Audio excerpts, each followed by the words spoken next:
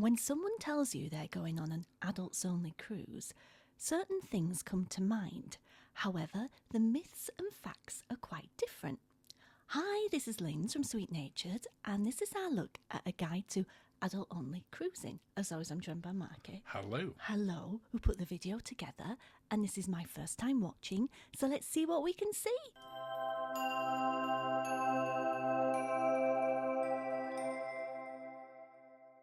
As you said in the introduction, Linz, today we're taking a look at adult-only cruises. Yes. And, in particular, the myths and the facts, because there are some, Yes. when it comes to adult-only cruises. Yeah. And we're going to start off with the biggest myth of them all. We won't keep you hanging on. They're all swingers cruises. Is that true? No. You're swinging there. I am swinging, but not swinging in the way that people think about swinging. No. I think a lot of the sort of misinterpretation or misunderstanding comes from when they've seen things like the entertainment or the parties on board. Yes. And the reality is, they're just geared to adults. It does happen. It does, and you'll have heard the myths and rumours of the pineapples. We've never seen a pineapple in the wild. Not on a door upside down, we haven't. No, we haven't. There are dedicated companies that run them, and you'd be surprised at some of the ships that they go on, because they charter the full ship. The fancy ships. But your mainline cruise lines, Yes. such as Virgin, Viking, Yeah. and the other ones we're going to talk about as we go through this, that's not what they're about. No. The other myth is that they're just party cruises. You can party if you want to. You can, and you can party generally longer and harder on an adults only cruise, because they're geared up for it being adults all the time. They're not having to go, right, the children will be in bed from this time. But also I think it depends on the itinerary as well, because some cruises you don't want to stay up late. No, you don't. And again, there's this sort of belief that an adults only cruise, being that party one, means that you will play or you're not going to places of interest.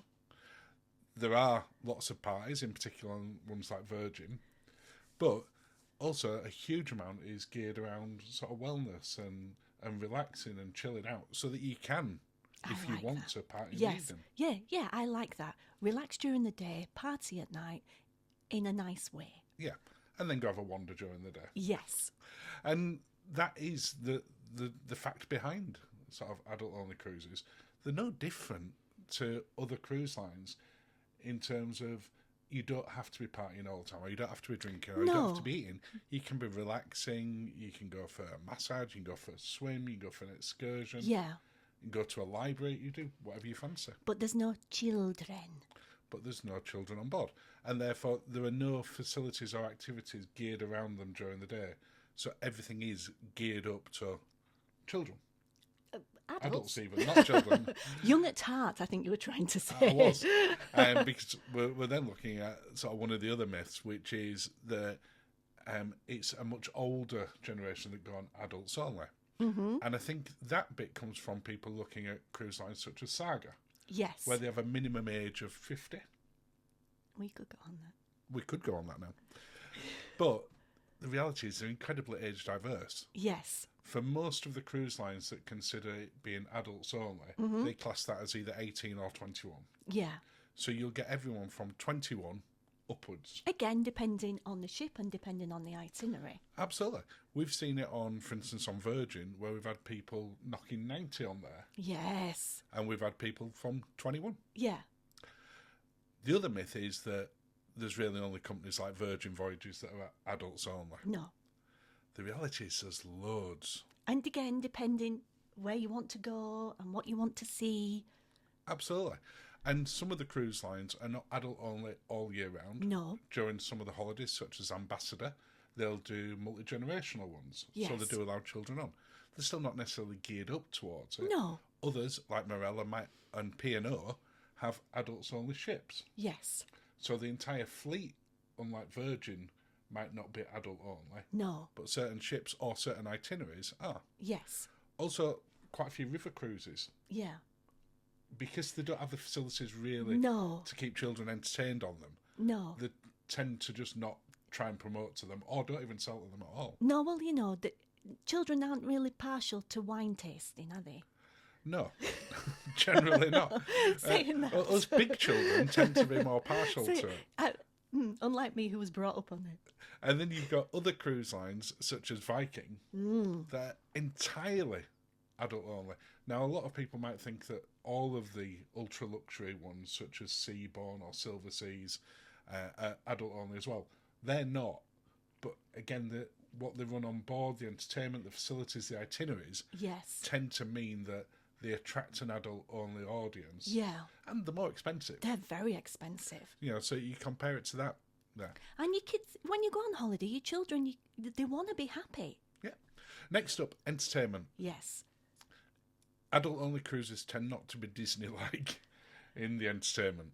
No, I mean, on Disney, there are adult only parts of it. There are. And But the entertainment's not necessarily. No. Whereas, again, going back to that, there are no children on them, and you're not waiting until they go to bed. Because you will get comedians who will do a late night show on things like P&O. Yes. Or on Iona and Avia. Yeah. Where it's not adults only, but they say adults only for this session. And if somebody does bring the child to that, or they're in there, people all look at them and then they end up taking the child away. Well, some of them just say children can't go into No. them. Yeah.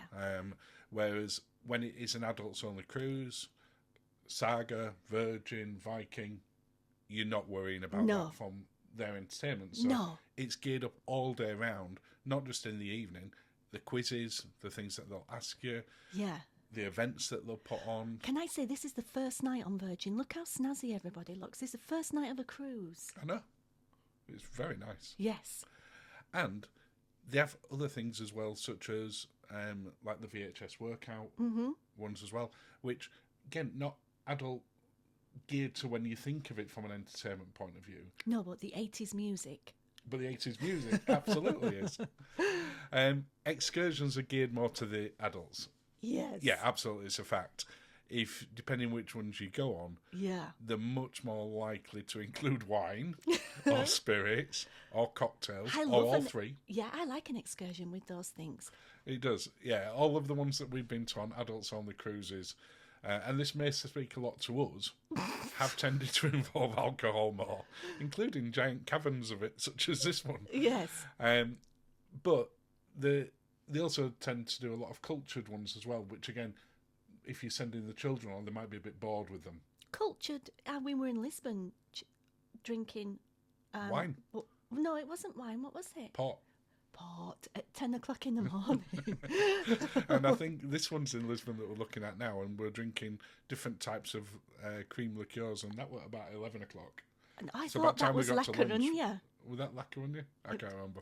Either way, they tend to involve alcohol a little bit more, or things that you can't check children on, just from a safety point of view. And it's just not practical. No. Such as tuk-tuk dolls. I do think you can take children on You tuk-tuk dolls. can, but maybe not with... Not when it stops at the port stations en route. And then when you look at sort of your much more fancy type excursions. Where's this? So if you look at things like Viking, or you look at some of the Alaskan ones, yes, where you're doing like helicopters and seaplanes and things like that, whilst they don't sort of keep children away from them, they kind of price them out of it a little bit. Yeah, they do. And you'll tend to find them much more on adults only ones. But if you're taking your children in the helicopter, more power to you, because I'd be freaking out. One of the other myths is that adults only, or facts rather, is that adults only cruises are more expensive. Yes, they are. Definitely. So if you look at this one on P&O Arcadia, doing pretty much the same one at the start of the season, one at the end of the season, it's about £70 more on Ventura compared to Arcadia or Aurora.